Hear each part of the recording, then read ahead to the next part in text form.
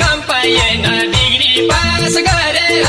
भैँसी पाले गाउँतिरै झरेर चिन्ता छैन केही मलाई अमेरिका मलाई जापान पनि मलाई बेलायत नि लैन भैँसी दुन्छु 2 गिलास दुध खान्छु मलाई बियर पनि मलाई हुस्की पनि मलाई पोसिलो नि डिग्री पास गरेर भैँसी पाले गाउँतिरै झरेर चिन्ता छैन केही मलाई अमेरिका